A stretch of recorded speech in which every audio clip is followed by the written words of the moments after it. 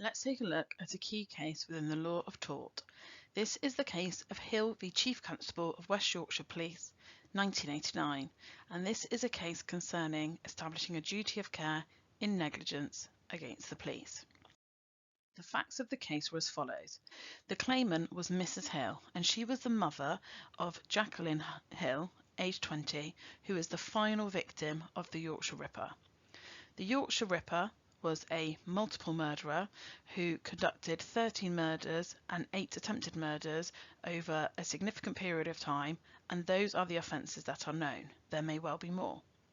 The case was brought against the police upon the basis that they were negligent in their investigation of the Yorkshire Ripper, and it was accepted in this case that the police did make mistakes, and that potentially, if those mistakes had not been made, he would have been apprehended much sooner. Mrs. Hill made a claim against the police in negligence upon the basis that the police, as they had begun investigating Sutcliffe and investigating the Yorkshire Ripper, that they had a duty of care to all of his potential victims to prevent them from being victims of crime, and that by failing to apprehend Sutcliffe, they were in breach of that duty of care to prevent them from being victims of crime, and therefore that a claim could be made against them in negligence. The outcome of this case was that the police were found not to be liable. What the courts were very keen and clear in establishing in this case was that this did not affect the fact that the police, like any other ordinary person, could still be liable in negligence for their own individual acts and omissions which result in harm or loss, although this case was actually mistakenly interpreted as establishing that the police were immune from action in negligence. The reason that they held the police were not liable in this particular case is that they said that there was no duty of care owed from the police to potential victims of crime. And there is no proximity in this case, and further, it was not fair, just and reasonable to do so.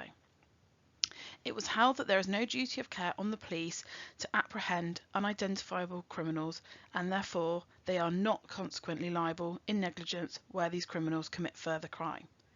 It was held that whilst it was foreseeable that an individual such as the claimant, such as Mrs. Hill's daughter, may be harmed, there was no proximity between the police and the particular victim. She was simply one of a large category of possible victims. There was nothing in advance of Jacqueline Hill's death that had identified her as a particular risk of being a victim of the Yorkshire Ripper. Therefore, even though they felt it was foreseeable that somebody may be injured and killed by the infamous Yorkshire Ripper, there was no proximity establishing a duty of care between the police and Jacqueline Hill to protect her from being a victim of harm.